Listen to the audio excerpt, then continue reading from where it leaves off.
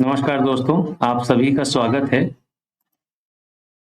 Question आया है हमारे पास कि अगर कोई मैन्युफैक्चरर या ट्रेडर माल को मैन्युफैक्चरिंग की जगह यानी फैक्ट्री या गोडाउन से बाहर तौलने के लिए भेजना चाहता है, जिसको बाद में वो इनवॉइस से क्लियर करना चाहता है, तो ऐसा काम करने के लिए उसको जीएसटी में क्या पेपर बनाने होंगे ताकि जो ट्रांसपोर्टेशन हो उसकी फैक्ट्री या गोडाउन से जो वेइंग ब्रिज है वहां तक के लिए उसमें उसको कोई परेशानी ना हो।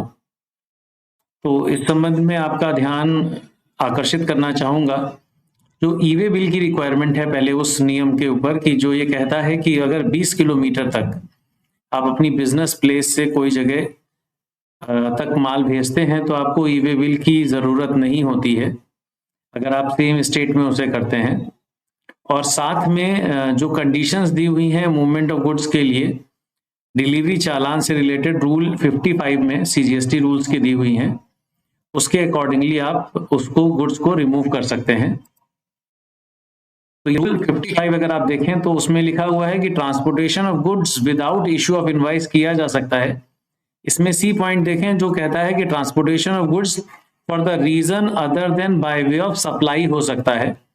ऐसे में जो इसमें प्रिस्क्राइब है वो ये है कि आप एक डिलीवरी चालान बना सकते हैं जो सीरियली नंबर होना चाहिए, जो इनवाइस की जगह माल को एक जगह से दूसरी जगह ट्रांसपोर्ट करने के लिए इस्तेमाल होगा, जिसमें उसका डेट और नंबर होना चाहिए, नेम, एड्रेस और जीएसटीएन नंबर कंसाइनर का अगर वो रजिस्टर्ड है, और सेम चीज कंसाइनी का अगर वो रजिस्टर्ड है तो होना चाहिए, या आप पेमेंट ब्रिज का डिटेल इसमें डाल सकते हैं।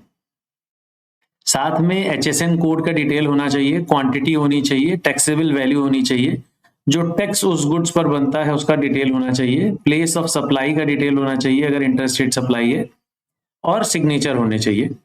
ये ध्यान रखना है कि ये जो चालान बनता है ये 3 कॉपी में बनेगा, ओरिजिनल कंसाइनी का, डुप्लीकेट ट्रांसपोर्टर का और ट्रिप्लीकेट कंसाइनर का। और साथ में जो रूल 138 की रिक्वायरमेंट है, 138 जो है नीचे देखिए मेंशन किया है कि information to be furnished prior to commencement of movement of goods and generation of e way bill. अगर इसकी कोई कंप्लायंस की रिक्वायरमेंट है तो उस कंप्लायंस को करते हुए ये चालान बना करके मूवमेंट ऑफ गुड्स किया जा सकता है। बाकी कुछ कंडीशंस हैं जो इस रूल में दी हुई हैं, इस पर्पज से है कि अगर कोई सप्लाई जो ऐसी है जहां पर invoice immediately time of removal के लिए नहीं की जा सकती, या कोई सेमी नॉकडाउन कंडीशंस में गुड्स रिमूव की जाती हैं, तो ये जनरली पेमेंट से रिलेटेड नहीं होती हैं। इसमें जो बेसिक चीज हम लोगों ने पॉइंट नोट किए वो ये थे कि ई वे बिल की रिक्वायरमेंट 20 किलोमीटर तक इन जनरल नहीं है।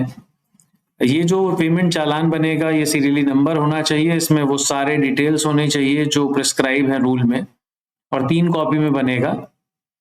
एक सैंपल चालान इस तरह का हो सकता है जिसमें वो सारे डिटेल आएंगे जो गुड्स को वेमेंट ब्रिज तक ले जाने के लिए और वेमेंट ब्रिज से वापस लाने के लिए इस्तेमाल किया जा सकता है, जिसकी कॉपी प्रिजर्व करके रखनी होती है आपके पास।